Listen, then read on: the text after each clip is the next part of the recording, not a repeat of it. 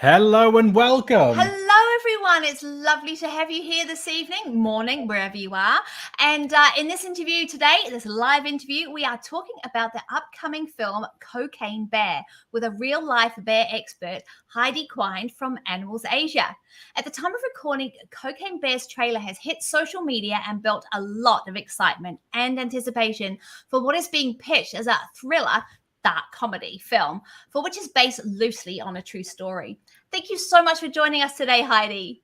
You're so welcome. It's a pleasure to be here. Oh, it's so great to have a member of Animals Asia join us here today. But to kick things off, I'd want to take a moment to address that, yes, Cocaine Bear is based on reality. In 1985, while on a cocaine smuggling run from Colombia, and after dropping packages off in northern Georgia, Andrew Thornton jumped from his plane, got tangled in his parachute, and fell to his death. 3 months after Thornton's death, a dead black bear was found by narcotics investigators on a hillside in Fannin County near a duffel bag and 40 ripped open bags of cocaine. The bear had absorbed 3 to 4 grams of the drug, significantly less than the 75 pounds believed to be once held in those bags, but it was enough to kill it. Papers at the time reported that the bear suffered cerebral hemorrhaging, respiratory failure, hypothermia, renal failure, heart failure, and stroke, and possibly much, much more. Surely this must have been a absolutely horrendous experience for the bear. Surrounding this new rendition of the story, I keep seeing memes and comments saying there was probably about a 5-minute window before he died where he was the most dangerous apex predator on any continent. Is there any truth to this, Heidi? And what would this really do to a bear? Because to me, it just sounds absolutely tragic. Yeah. Well, look, we know that bears have a mammalian nervous system. So we would expect that cocaine would have the same effect on them as other mammals, for example, us as humans. Having said that, though, having spoken to our expert bear vets, Sean and Rachel, here at the sanctuary, really, this is the domain of a veterinary pathologist or a toxicologist. We don't actually have the studies of the effects of cocaine in bears. So any predictions of the effects are going to be extrapolated from other species. Of course, the effect of cocaine, it's not only determined by the amount that was ingested, but also by the time that it actually takes to ingest the drug. It's also affected by things like the route of ingestion. So eating versus absorption across the gums versus inhalation from a cloud, from a ruptured packet, for example. But the thing I really want to point out is that the biggest difference with bears and humans is that if bears ingested cocaine, they wouldn't really understand why they were feeling a high. Therefore, they wouldn't go in search of another hit, so to speak.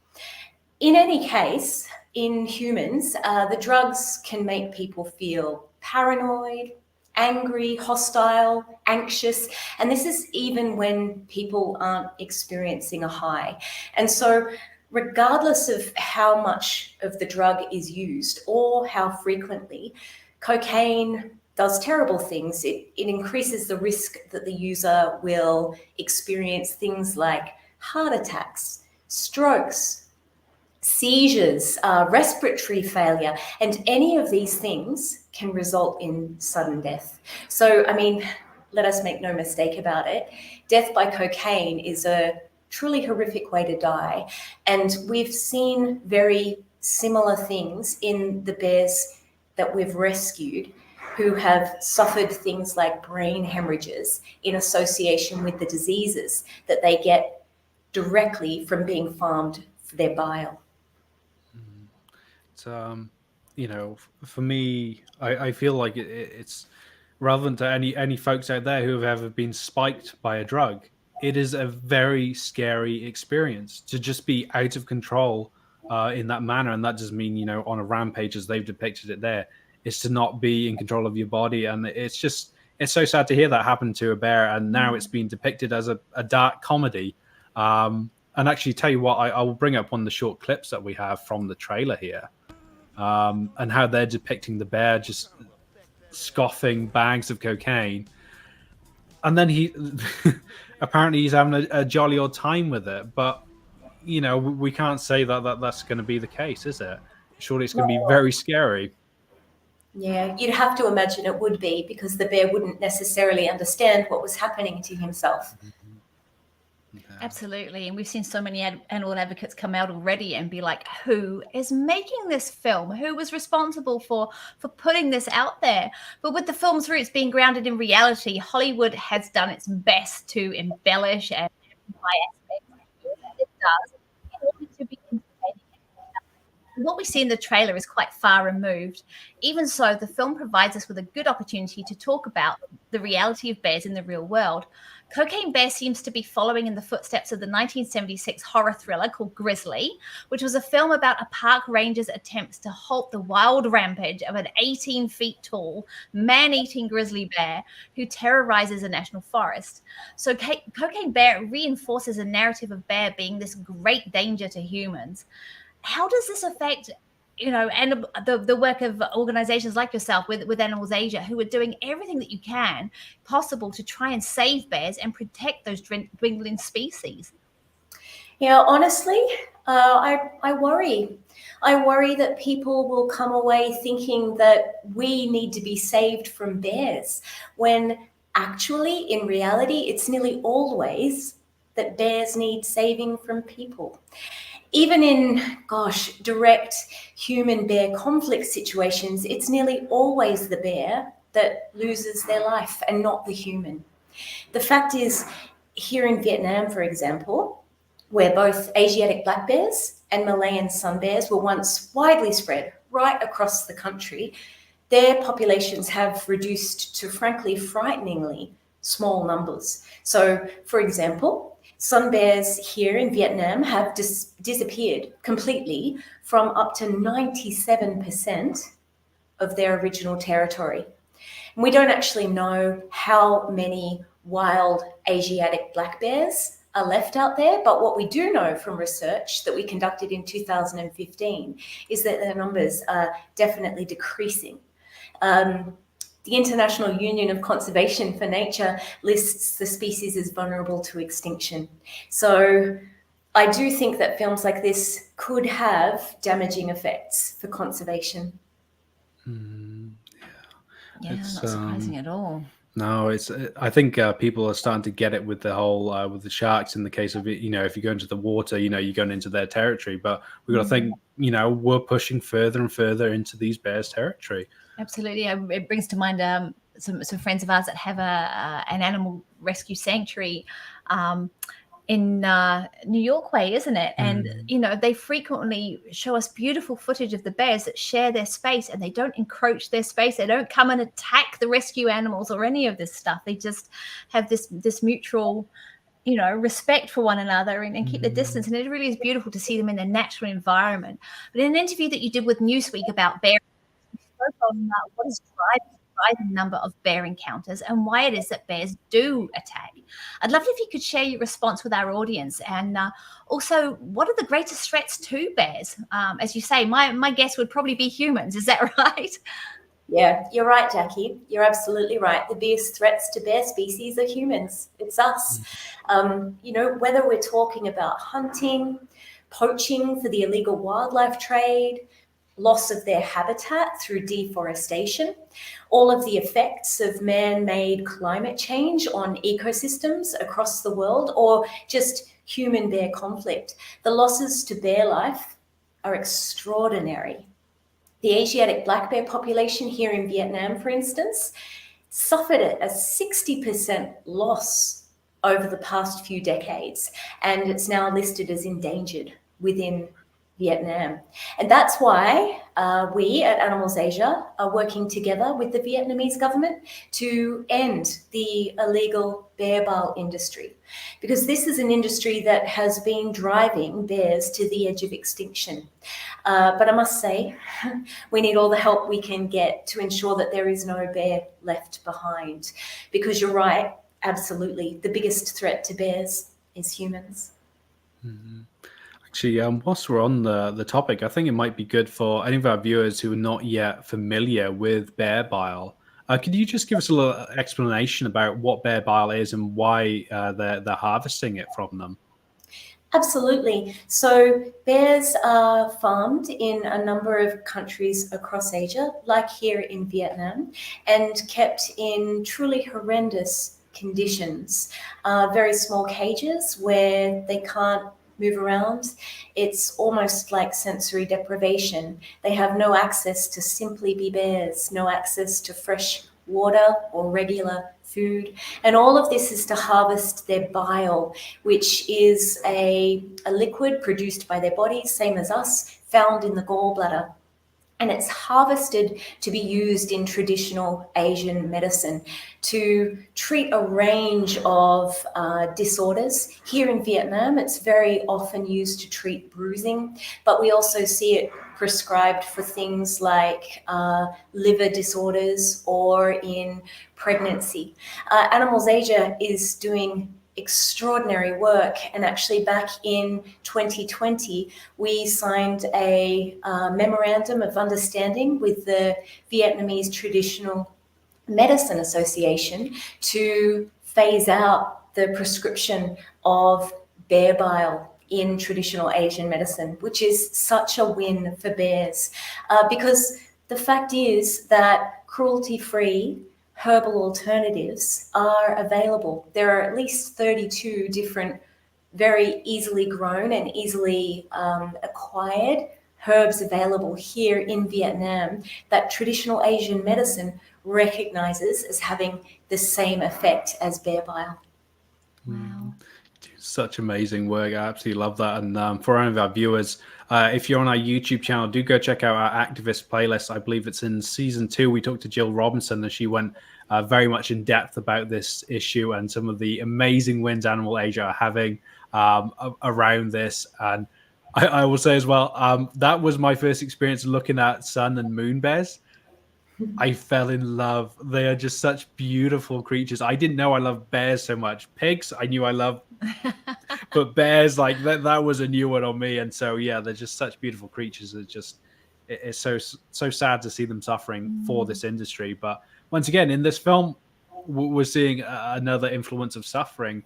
And so a big draw card for a lot of folks with this film is the dark comedy element. And while we might be vegan, we do have a sense of humor, but what doesn't sit right with us is the obvious torment of animals. And whether it's CGI or not, we're further exposing the general public to the idea that drugging an animal could have comedic effect.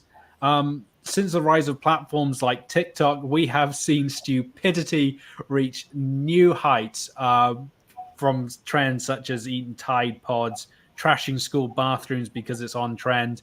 I saw one come up just the other day, actually, about trashing certain cars because I think it's like Kias or something like that. Trashing Kia cars because it's on trend. Stupidity. But that's just to name a few. Our fear with this film coming out is that some viewers may think that it's amusing to then dope other animals.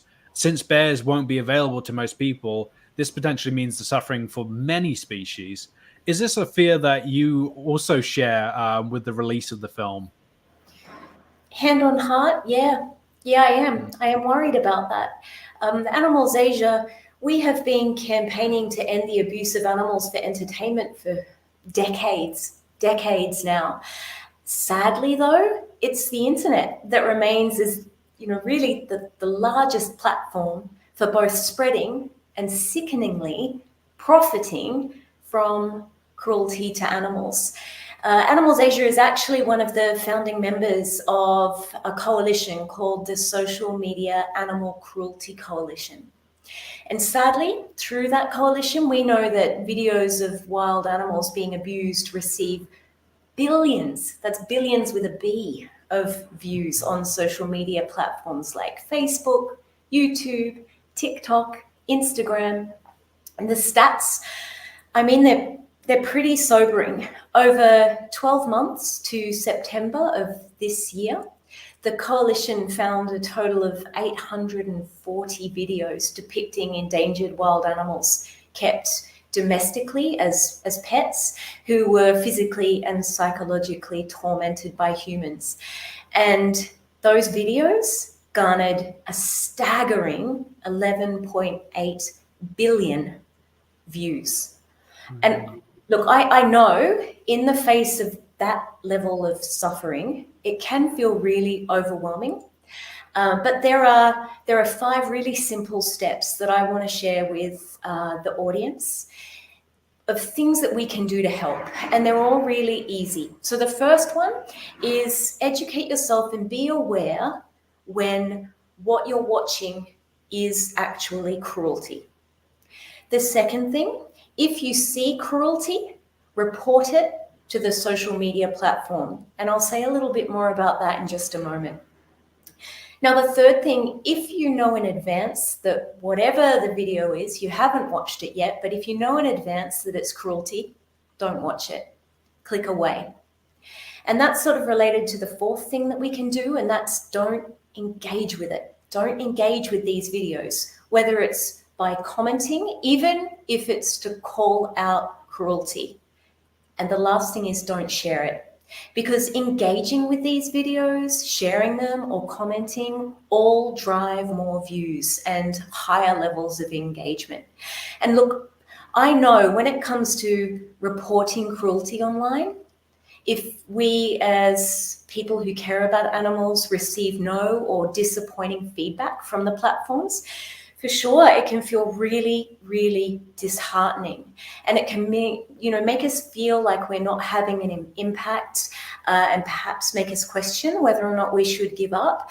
But I want to urge people to keep with it, because if our individual reports are not enough to make a change, then what it's going to be is the continuous and really united global efforts that are going to contribute to moving the situation at least in the right direction for animals. Thank you. Those are some Yeah, absolutely great. brilliant Thank you. tips. And It's great to know. yeah, I think as soon as we get angry with something, it's like, look at this, isn't this terrible? We want everybody to say how terrible it is, and you're just feeding that. we've spoken quite a few times on this channel about trolls and how they can actually be quite helpful for our animal rights videos, because they do that exact thing. They come on here trying to make fun of vegans. They try to, take the mickey. They leave comments. They leave angry reacts. They share it on their page with all their other mates who are going to come and have a laugh at us. But they've just spread our video to all their mates. Everyone they're connected to have just seen that they've commented on this vegan video. And so, talking on the opposite effect, Yeah, like the other way. for veganism, we can use that to benefit. And if we know the strategy, don't be letting them benefit. And so, yeah, for me, I've seen a lot of stuff coming up. If you get scrolling through TikTok Reels or Instagram Reels and that sort of stuff, you'll see footage from zoos where there might be a funny monkey thing, but it's in a zoo. It's in a system of cruelty, and recognizing that stuff. And yeah, so please follow those tips, folks, because they are so handy. And thank you so much for sharing. Hold those. your anger and channel it where it counts, and complain to the people that need complaining to. But no, that's wonderful. Thank you, Heidi. And the scenario in Cocaine Bear, it puts us, we've been talking about it a bit since we've seen the trailer, and just been, like many people, who the hell has made this film in the first place? But, it puts us in mind of similar real life situations that we hear of, such as animals who escape from zoos, or cows or wild bulls who escape from farms and run riot, supposedly. Both they and this bear get put in unnatural situations through, let's face it, no fault of their own. And then they're made to pay the ultimate price at the hand of humans. So during the research of this interview, almost all the articles that we read focused solely on Andrew Thornton's experience and not the poor bears. So for those of us who do inhabit areas where bears live, which is not us here in New Zealand, but we have many of our followers out there that do, how can we best support the bears' experience in regard to keeping them and ourselves safe? And what other things are we leaving out in the wild, apart from cocaine, that could potentially be harming bears that we should be aware of? Yeah, look, I've spent the last 10 years of my life living with or beside bears, and I can tell you, my goodness, they're an amazing species, and just not one that we need to be frightened of. Yes, of course, bears are large, they're wild animals, and we need to treat them with respect and caution. But they're not aggressive unless provoked or surprised. So I would say to people who are living in bear country or visiting bear country, there's no need to be worried about bears in the wild, because there are so many things, really easy things, that we can do to ensure that we act responsibly when we're in their turf. So let me give you some examples. A big one is don't frighten bears.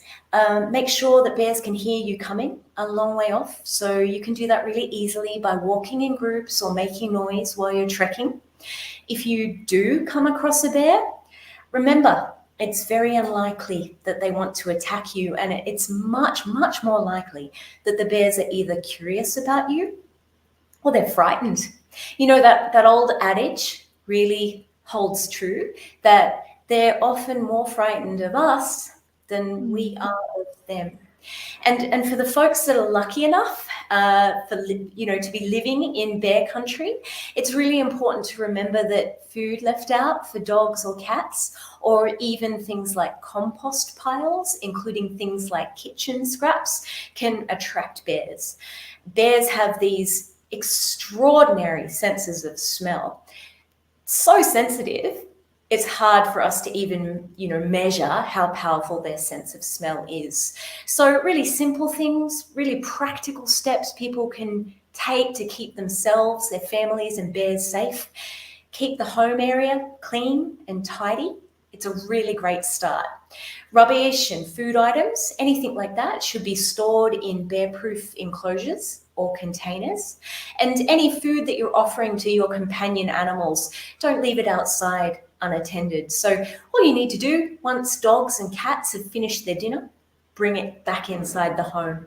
And then, of course, with regards to your home, doors and windows of garages and houses should always be closed and locked when residents are not nearby. There's such simple things to keep us safe and to keep bears safe in bear territory. Yeah, I like referring to it as bear country because it reminds you, Yes. it's their country. We are the invaders in it. And so, yeah, that's some great practical steps for anybody in those areas. I almost wish I had to do that because then there might be bears around. But I once again, know. No such thing over unfortunately, here. not here in New Zealand. But It puts me in mind of our friends at the sanctuary, though, that photograph bears, and they just let them do their thing, and they just observe from a respectful distance. And they, these people, they have a farmed animal, a rescue sanctuary, but they also have bears come into their environment, and it's beautiful how they do. They, obviously they're wary and they keep a very respectful distance, but they really share with us, with their followers, how beautiful these creatures are. Yeah, that just to let people know, that's a Broome Animal Sanctuary. Yes, we're talking about Broome with an E. Yeah, Broome with an E, so Broomy. So it's a great sanctuary. But yeah, I remember actually, it was in I think the News Weekly article you're saying about it. It's things like pine cones and berries that they're really coming and searching for. It's all the other rubbish that they just happen upon because they're eating for that hibernation period, aren't they? Yeah, exactly. Especially not so much now, maybe in the months leading up to this time of year, bears will go through this period that's called hyperphagia. And that's really when they gorge themselves on everything that they can find, particularly things like nuts and seeds and anything that's really calorically dense. So a lot of human food is like that. A lot of companion animal food is like that. But exactly as you say, I don't think bears are going out of their way to find human food or companion animal food. I think they're much more interested in a cache of summer berries or a wild hive of honey. It's really, the onus is on us as humans to understand how we fit in the broader ecosystem and how we need to be responsible global citizens, and how our behavior can really affect bears negatively or positively if we're doing the right things. Absolutely. It puts me in mind of before we went vegan, we used to be big fans over here of Alaskan Bush People series. I don't know if you've heard of that. It's still pretty popular, today. And the bears were always, they're roaming into their little town there, but then they'd have to would set up things to keep the bears away, and we'll fire warning shots and stuff. And it's just like, well, you've just sailed into like the middle of the wilderness and set up a camp like right in the middle of the forest there. You've gone into their forest. Once again, you're in bear country. They're not in The Brown country, the family name was Brown, but that's right, Browntown. But the bears are these big aggressors that are just threatening everything, and it puts you on edge about bears, and it really perpetrates this image of the bears being these wild, aggressive bad guys. But I suppose a similar production company to this film, with Indeed. the American Discovery Channel producing it, where it's all hyper dramatized, sensationalized over this and painting the bears in the bad picture. And I've got to be honest, when I saw this film come up, I was like, I would love to see a Cobra Kai style transformation of this film. For anybody who's watched The Karate Kid, they did the Netflix series Cobra Kai, where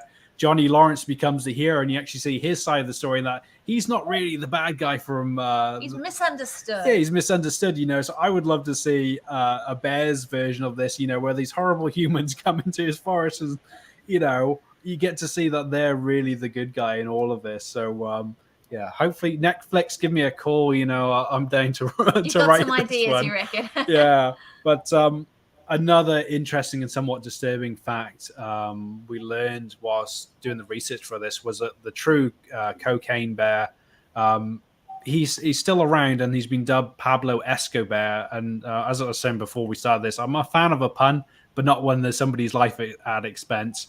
But Pablo was taxidermy and resides in the Kentucky Fun Mall in Lexington, USA. And despite his horrific death, someone's found a way to profit from his corpse, and he's still been used for human entertainment. And as someone who's dedicated themselves to the care of these beautiful creatures, what do you feel the message that audience members should be walking away when learning of the story of Cocaine Bear? Yeah, well, obviously, I haven't seen the film, but what I would say is that I really sincerely hope that the movie does not spark any negative attitudes towards bears. I can't help but think back to that really, the really old series or the film's Jaws about sharks and what Jaws did to sharks. After the release of that movie, we saw sharks hunted and killed because of fear and ignorance, and their global populations plummeted. And I don't want to see the same thing happen to bears, especially considering that many species of bears are on the vulnerable and endangered list. So hopefully people will see this film for the black comedy, or yes, the black bear comedy that it's intended to be, and not a depiction of how bears would usually behave, because I can promise you that's not how bears behave. I think it would be great, actually, if the audience were to see this film and then walk away understanding that the only reason any bear anywhere is on drugs, whether that's illicit or medicinal, is because of humans. So whether that's drug dealers or bear bile farmers, it's our behavior that's having a terrible impact on these animals. And kind of like what we've been saying, it's us, we need to change our ways. What I want is for us just to let bears be bears.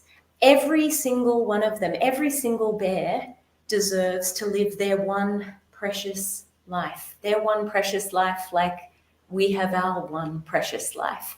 And it's, the very reason why we need to move toward the idea of compassionate conservation, where we're looking beyond the bare minimum of survival of a species, and instead thinking about allowing individual animals of that species to really thrive and not be subjected to this sort of treatment at the hands of animals. Mm-hmm. Yeah. Absolutely. Well said. Oh, that's brilliant. We're so glad that you're out there and have been out there for all these years doing this amazing work in advocacy and getting the truth out there about bears.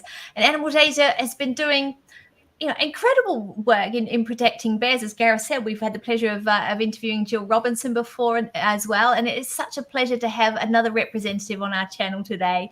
Are there any current projects or campaigns that you would like to highlight for our audience, and how we and they can support you?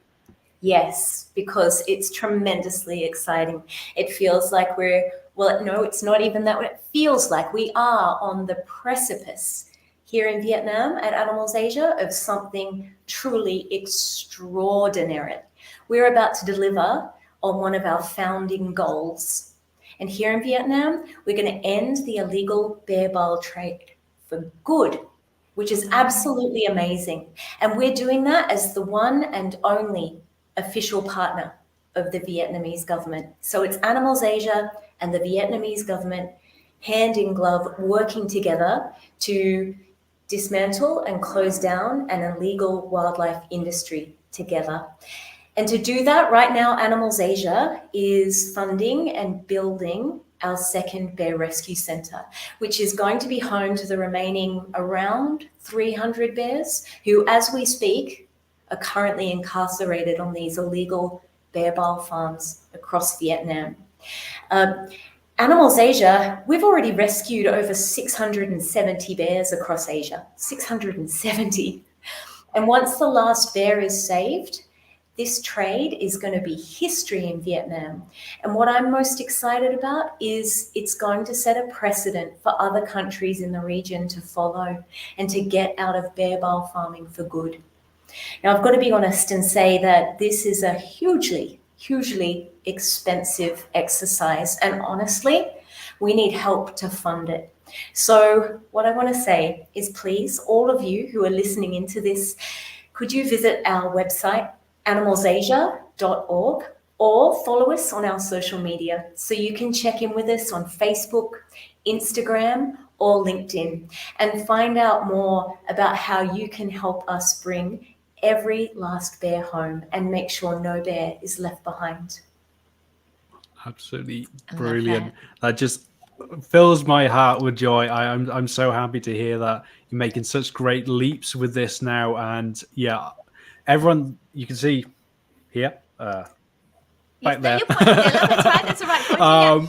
Go check out animalsasia.org. It will fill you with joy as well, seeing the bears. As I said before, when I discovered sun and moon bears especially, I always get it confused in my head. Which one is which? Is it the moon bears? Sun bears that may be your favorite. It may be sun bears, but they get like these big bushy like sort of chops, and they just look so wonderful and almost like 80s hair metal sort of, you know. That's the moon bears. Moon bears, yes. Yeah. We often say that moon bears have almost like a Diana Ross kind of ruff. Some of them, some are much sleeker, but some have the big sort of ruff around their necks. The sun bears are much sleeker.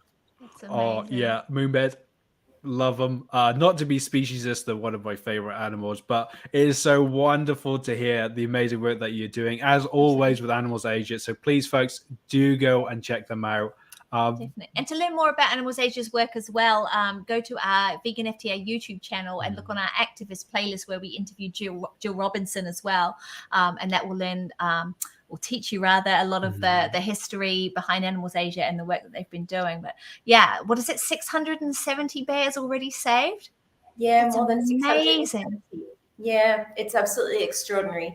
I don't think anybody does it as well as Animals Asia. We're the best at what we do, and we're making history over here. We're making history for animals.